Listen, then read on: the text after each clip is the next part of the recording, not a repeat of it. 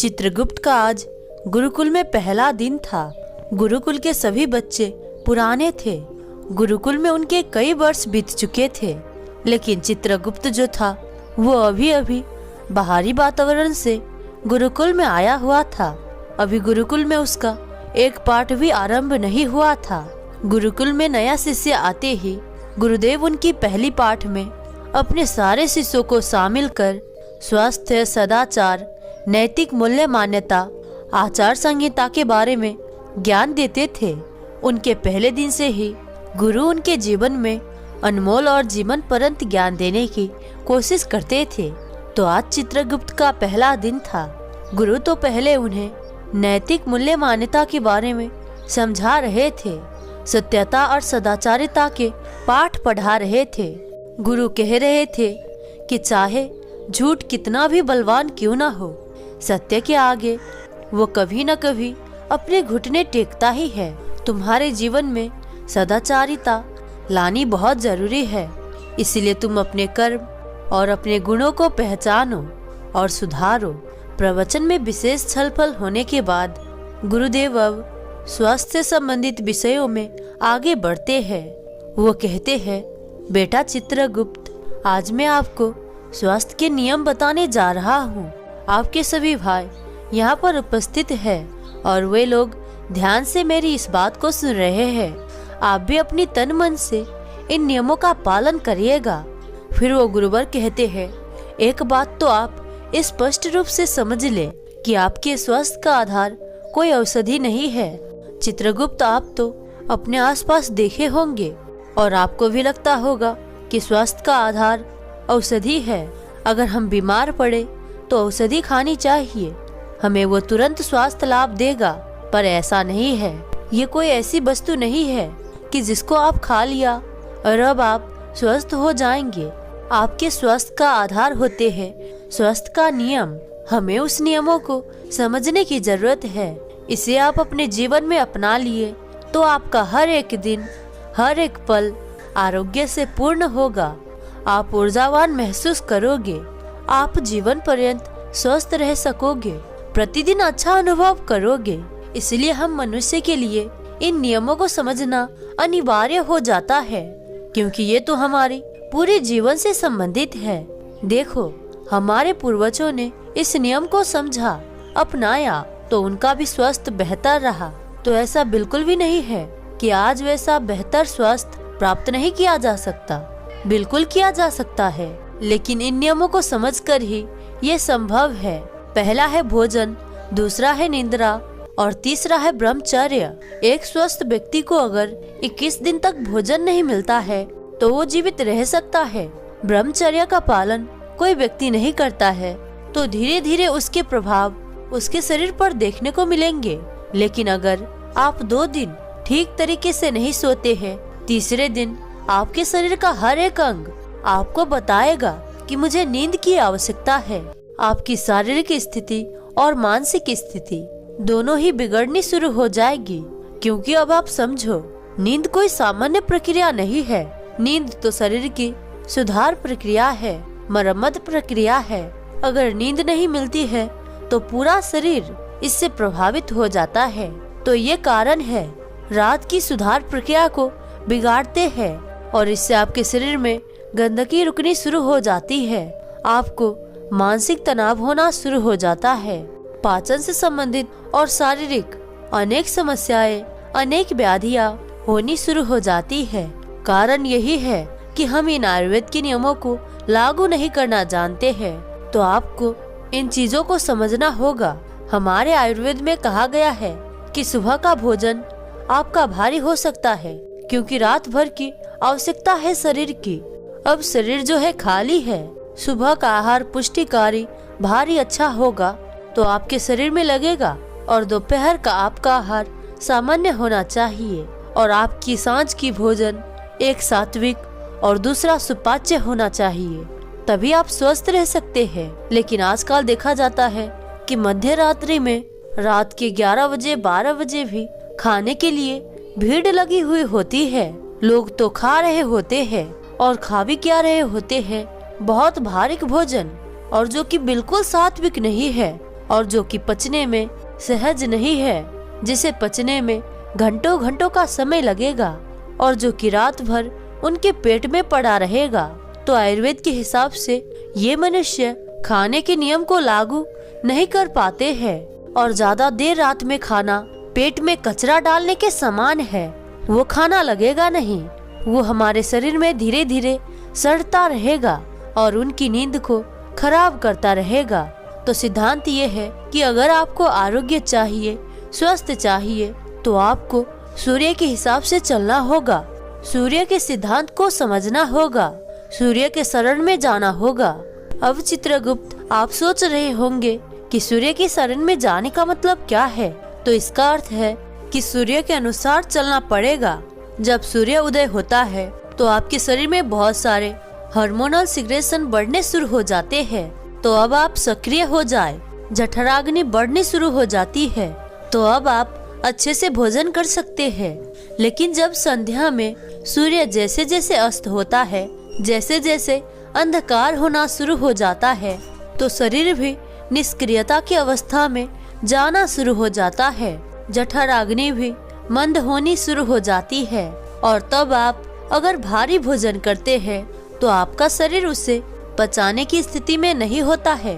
शरीर को अब रात्रि में काम करना होता है शरीर की सुधार प्रक्रिया पे, बहुत सारे टॉक्सिन्स जो है, जो विकार है, उनको खत्म करने पे, शरीर में जो व्याधि आई है, जो रोग उत्पन्न हुए हैं, उसे ठीक करने के, आपकी मसल्स की जो टूट फूट होती है उसकी रिपेयरिंग के लिए काम करना होता है।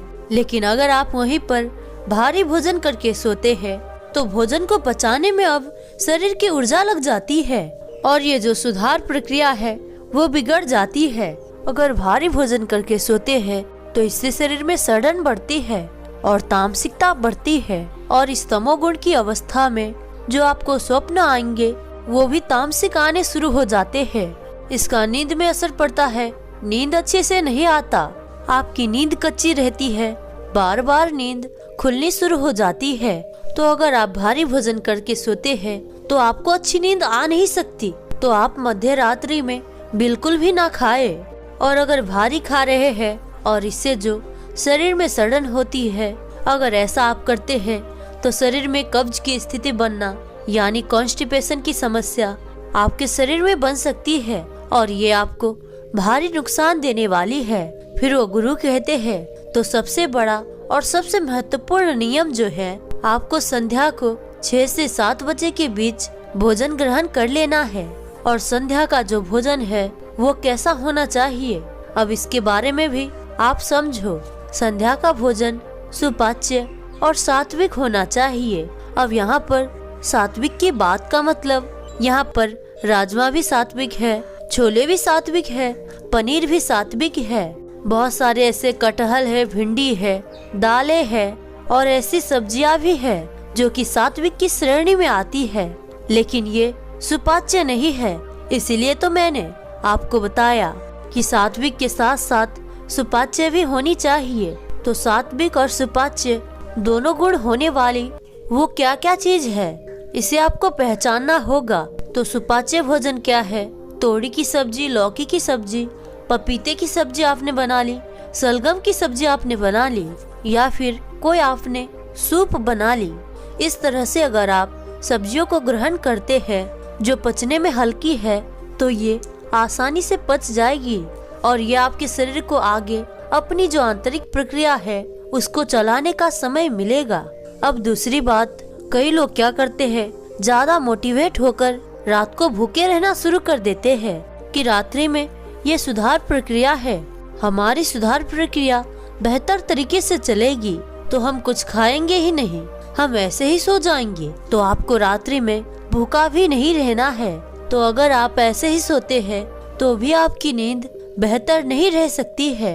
आपको अगर रात्रि में बहुत अधिक भूख लगी हुई होगी तो उस स्थिति में आपके शरीर में पित्त बढ़ना शुरू होगा। इसीलिए आप अपने प्रकृति को समझे।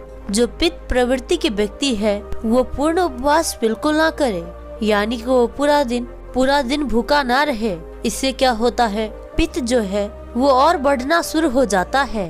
तो आप ये समझे कि अगर आप भूखे पेट सोने जा रहे हैं तो ये पित्त बढ़ेगा, आपके नींद को भी नष्ट करेगा, आपके पाचन पर भी नकारात्मक असर करेगा। और जब आप भूखे रहेंगे और ये आपके खून को भी जलाएगा। तो ये बात का ध्यान रखें कि आपको बिल्कुल भी भूखा नहीं जाना है। आपको ये समझना चाहिए कि मैं 6 से 7 बजे के बीच इतना आहार लेता हूँ, इतना भोजन लेता हूँ, तो मैं हल्का अनुभव करूँगा सोते समय और मुझे ज्यादा भूख भी नहीं होगी। और आप अगर रात्रि में ज्यादा भूख लगे तो 1 से 2 घंटे के बाद आप देसी गाय का दूध भी 1 गिलास ग्रहण कर सकते हैं अगर भूख लगे तो। और आप अगर 1 गिलास दूध पी लेते हैं तो इसे पीने के तुरंत बाद बिल्कुल सोने ना जाए।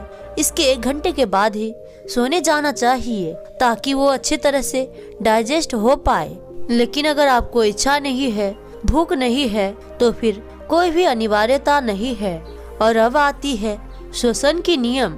अगर आप सोने से पहले कुछ श्वसन की प्रक्रियाएं कर लेते हैं, प्राणायाम कर लेते हैं, तो ये आपके स्वास्थ्य के लिए बहुत ही उपयोगी रहेगा, लाभदायक रहेगा। एक आसन पर बैठकर धीमी गति से सांस अंदर की तरफ भरना है और धीमी गति से सांस को बाहर छोड़ना है। तो इससे हमारी नर्वस सिस्टम रिलैक्स होगा। और अब आपको दूसरा प्राणायाम करना है। भ्रामरी प्राणायाम में कानों को अपने अंगूठों से बंद करना है और 2 उंगली से आपको अपनी आंखें ढकनी है। अपनी मुंह को बंद करके सांस को पूरा अंदर खींचते हुए मधुमक्खी की तरह धीमी धीमी आवाज निकालनी है और आपको इसको 10 बार करना है। तो ये दोनों आपको सोने से पहले वज्रासन में बैठ के करना है। तो अगर आप इस तरीके का श्वसन करते हैं तो ये पैरासिम्पैथिक नर्वस सिस्टम को सक्रिय करेगा। और इसका प्रभाव क्या होता है, जब ये सक्रिय होगा तो आपका ब्लड प्रेशर, आपका हार्ट रेट कम होना शुरू हो जाएगा। आप शांति का अनुभव करेंगे और आपके पाचन में जो बाधा आते हैं, जो विकार बना हुआ है, वो खत्म होना शुरू हो जाएगा। तो इस प्रकार के अगर प्रभाव होते हैं तो ये आपके सोने के लिए बिल्कुल अनुकूल है। जो आपके भोजन अभी पेट में है वो आसानी से तेजी से पचेगा और आप शांत अनुभव करेंगे और आपकी नींद बेहतर हो जाएगी। तो ये 2 प्राणायाम आप सोने से पहले बिल्कुल करें और ये आपके लिए बहुत ही लाभकारी रहने वाले हैं। अब अंतिम नियम जो है, आपको क्या करना है, आपको हमेशा ध्यान रखना है कि आपको बाईं करवट लेटकर ही सोना है। इसके 2 प्रभाव होते हैं। पहला प्रभाव जो है कि आपका पेट जो है वो अंग्रेजी अक्षर के सी आकार में होता है। तो आप अगर बाईं करवट लेटते हैं तो इस प्रकार की स्थिति में आपका पेट नीचे की तरफ आ जाता है और जिससे कि आपका आहार नीचे की तरफ रहेगा। अगर आप दाईं करवट लेट जाते हैं तो आपकी आहार ऊपर की तरफ आ जाती है, तो छाती में जलन हो सकती है, आपको कई तरह के असुविधाएं हो सकती है और नींद बेहतर नहीं होगी। तो आपको हमेशा बाईं करवट लेट कर सोना है जिससे कि पेट की आकृति ठीक रहे। साथ ही साथ जब आप बाईं करवट लेटते हैं तो आपकी दाईं नासिका सक्रिय हो जाती है। आप जिस करवट लेटेंगे उसकी विपरीत नासिका सक्रिय हो जाती है। तो बाईं करवट लेटेंगे तो दाईं नासिका सक्रिय हो जाएगी।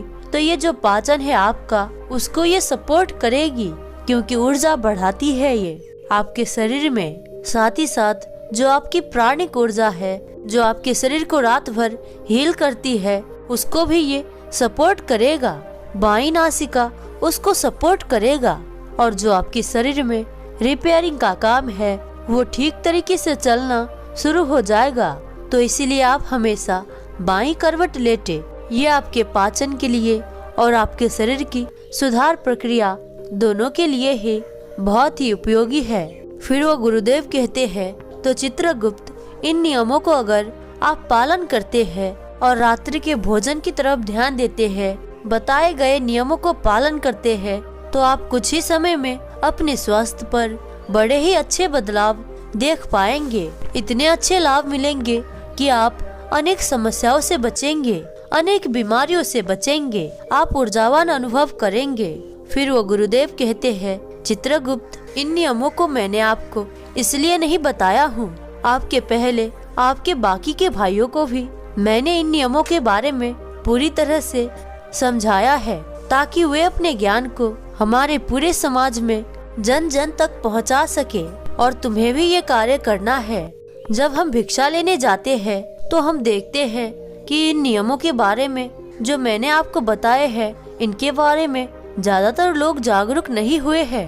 वो रात रात भर जो मन है वो खाते पीते रहते हैं। तो आप कल अपने साथी भाइयों के साथ नगर नगर भिक्षा लेने जाइए और मित्रों बंधुओं को इन नियमों के बारे में शिक्षाएं दीजिए। आपके सहपाठी भाइयों भी इन नियमों को प्रचार प्रसार करते हैं, क्योंकि हमें अपने साथ साथ दूसरों का भी भला करना होगा, उन्हें सही राह पे ले जाना सिखाना होगा।